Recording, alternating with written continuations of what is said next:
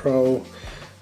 This is an astronomy camera, and for those that are maybe familiar, they are a competitor to a well-known brand, and they are sort of making some very, very exciting products.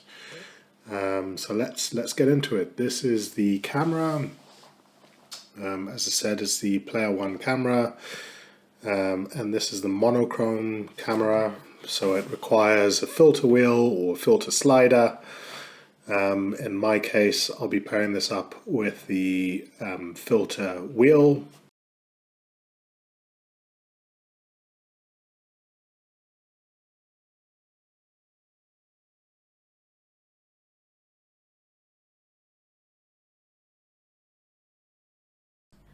First impressions, it is lovely, it is gorgeous, love the color.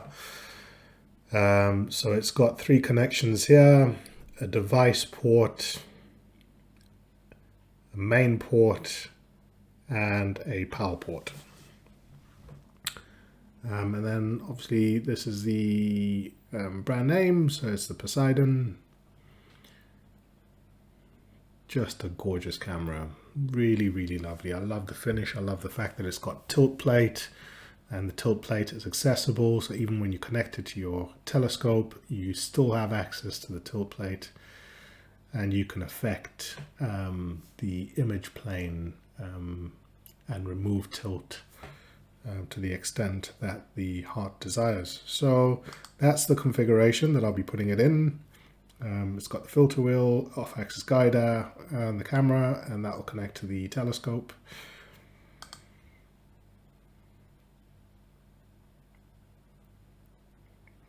Yeah, this is lovely. This is really lovely. Let's connect it and make sure it all works. So this is the IMX571, and it's got a full well depth of 71K, a bit more than the ZWO. And there we go, the light's on. Okay, I'm just going to quickly run a sensor analysis and make sure, I'll speed up time. I just want to make sure the camera actually works, and I want to get some readings from it and make sure that I take my calibration frames according to the spec of the camera. Sharp Cap. Now, I don't have Sharp Cap Pro, but you can still use a sensor analysis. And this is the result. It's just given me lots of data here. So we've got gain values going all the way down. We've got gain value, and then you've got the ADU and the read noise going across. And this kind of goes down each individual sort of gain value that we've got here, 50, 100, 124, and so on. So then we've got on the left hand side a graph showing us gain and read noise. So gain is in green, read noise is in red. We can see there's a drop off at some point, and we can also see that the gain sort of goes down as the gain is increased and noise value goes down, and at some point you sort of hit diminishing returns. So really just interesting to see some of this data and understand for yourself what the unity gain value is. And here I can see that the unity gain is round about this 125 mark. So at this level, the noise goes down from 3 to 1.4. And we can see the full well value as well. So we're not really making full use of the total full well at our disposal. But yeah, it is what it is. Okay, so full disclosure, to save time, I've already loaded the filter wheel with some filters. They're in there. Just wanted to make sure I don't spend too much time, and basically got some screws here. You can unscrew, and that sort of opens up the plate and gives you access to the filters. I've then tied the filters down with these unmounted filter cells. Now let's get going. Just to jazz it up, I'm gonna play some music and hopefully you'll stick around and enjoy seeing me put this together. Just trying to work out what orientation I put the camera in. Yeah, really, really nice camera. Here we go.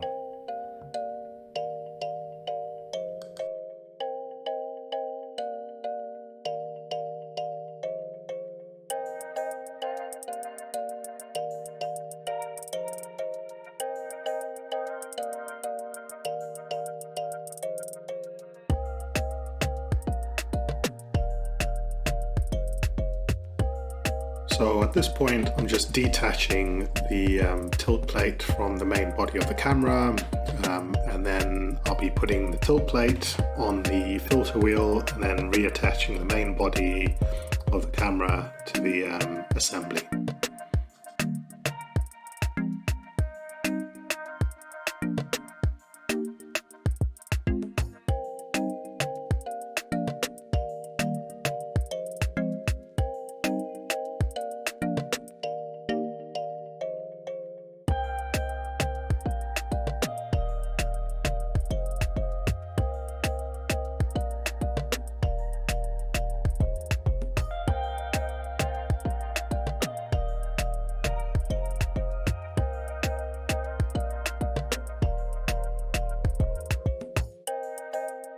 I don't want to expose the sensor to dirt, so I'll just leave it sensor side facing up.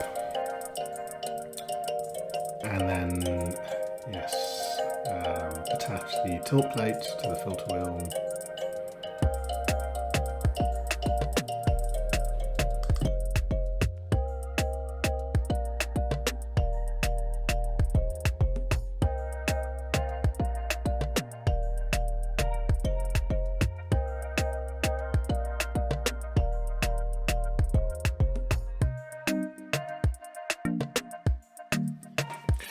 This camera really is a work of art. You can tell it's been designed by an astronomer for astronomy.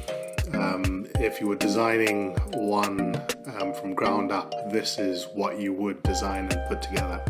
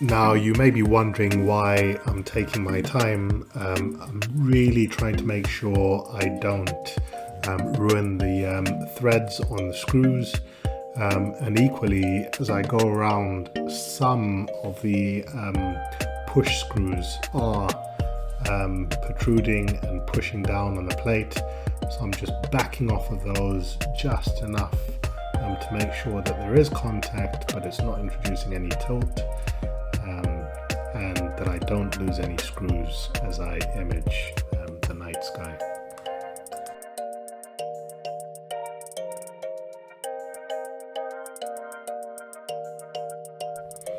It just feels to me that there were less imaging opportunities in 2024, so here's to hoping 2025 brings a few more opportunities.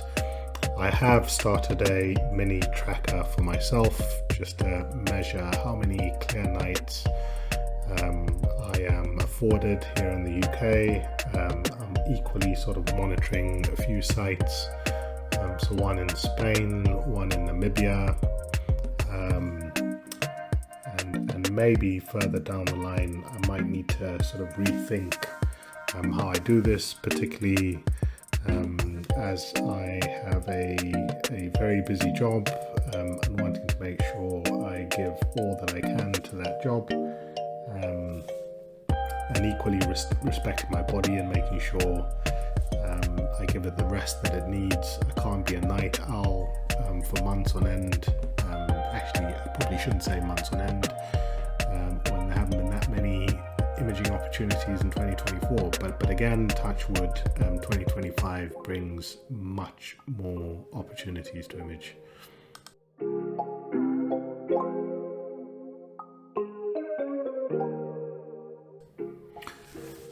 Just reflecting on past telescopes, so I did have a Rasa 8 that was then sold and replaced with a Sharpstar Z4.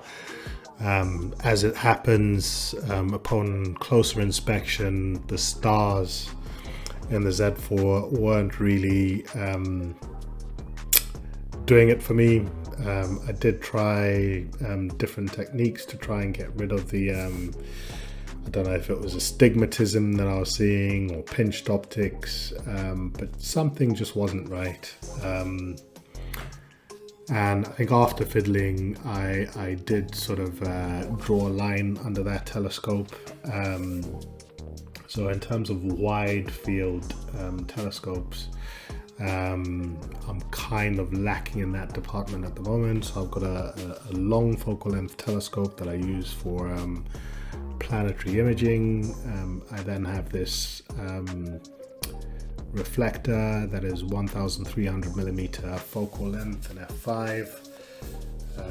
So that's a diameter of 260 millimeters in terms of the primary mirror. It is quite a heavy scope. Yeah, looking to see what the new year sort of brings, and I need to start a project at some point for a wide field, but that will be, you know, a 2026 project, I think.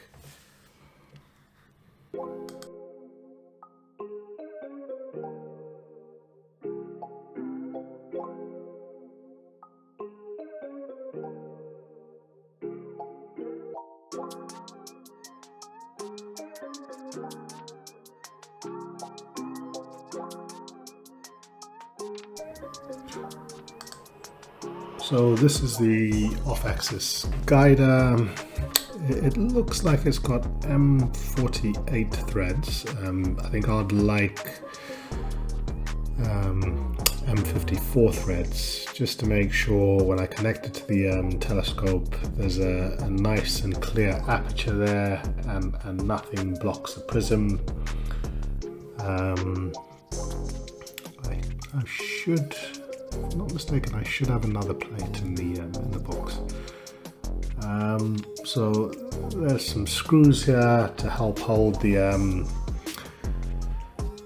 guide camera in place, and I do have a guide camera lying around. I think it's a ZWO ASI 174 mm Mini. So I'll be connecting that and using it. I don't really need to guide with the mount that I have, but I guess if you've got an OAG, guiding can never hurt rather. So yes, I'll continue to guide.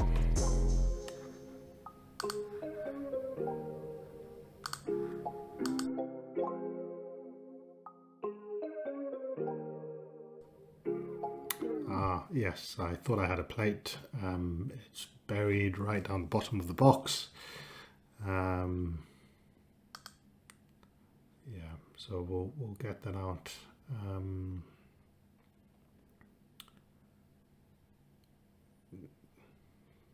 Yeah, just lining up the holes here. I think all I need to do is just unscrew the screws, replace the plate, and I should be good to go.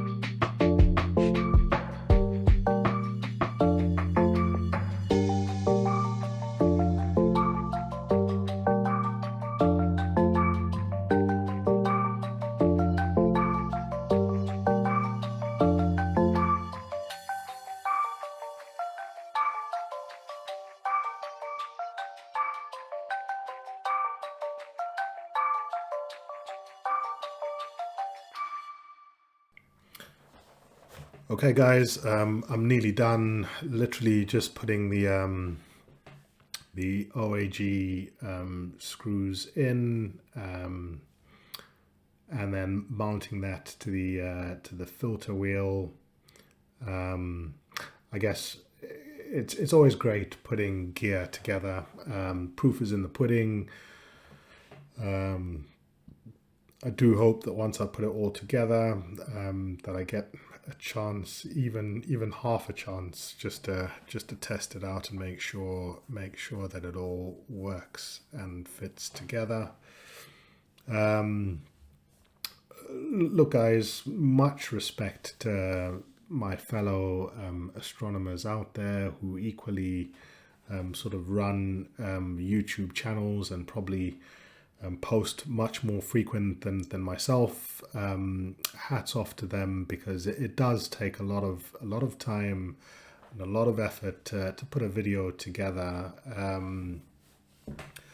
So really just want to give a shout out to the likes of Glenn from Astro Bloke, Luke from Lucomatico, Simon from Simon's Astro. Really learning loads from some of these guys. And yeah, envious of the observatories that they've put together. All I'd like from yourselves is just a small token of appreciation. It won't cost you much. just a click of that like button, and if you aren't subscribed yet, just to subscribe. That at least informs me that you do appreciate the videos and you want me to make more, and hopefully it won't be so long until I make my next video. I do enjoy the hobby, do enjoy astronomy, and yes, every now and again, when I get the opportunity, I'll put the telescope out there and try and make some content to help share, as that's how I learned, and hopefully someone out there will learn. So these are some sunk screws. Just putting those in and we should be done.